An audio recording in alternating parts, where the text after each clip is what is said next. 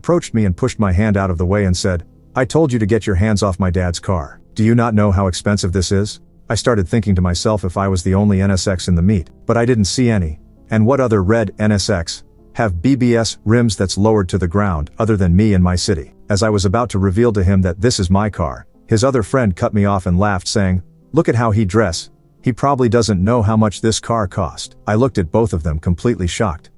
I wondered to myself that this kid's generation is the ones that are going to be taking over. You can now check if there's a part 2 by pressing share and more. Spoiled entitled kid looked down at me until he saw me get in his dream car, part 2. I stood up and asked him where his dad was, and he replied that he was inside the coffee shop. I asked him if it was possible that his dad had a NSX as well, and the little brat said yes, and that I was touching it.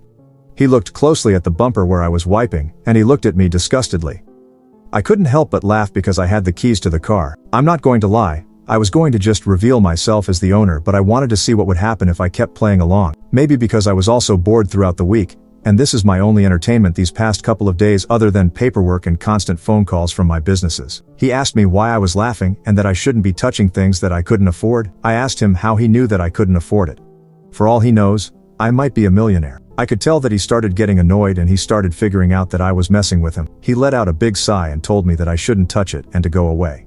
"What if I want to keep touching it?" I asked.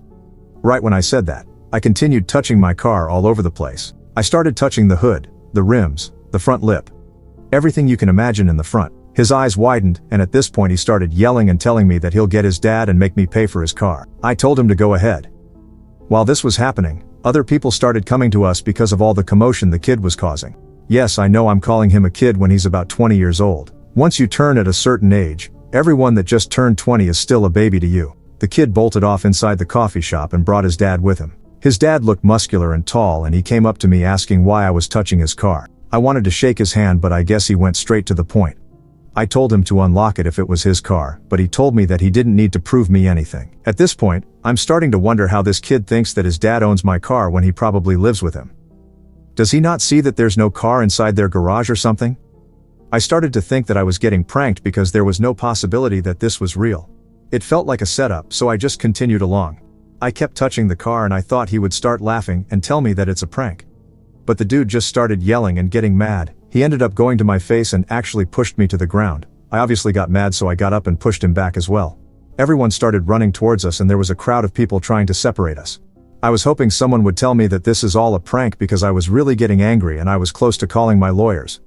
A guy ended up hearing us out and I ended up revealing that I was the true owner. The guy asked us to open the car if one of us was the real owner, but I told him that I wanted the dad to open it first. But he couldn't prove it, so I ended up unlocking the car while showing my keys. The spoiled kid looked at his dad devastated, and they ended up getting shitted on by the whole community. Till this day, I still wonder why the dad lied and how the kid doesn't know that his dad doesn't own the car. But this is one of my favorite stories I like to tell to my friends and family.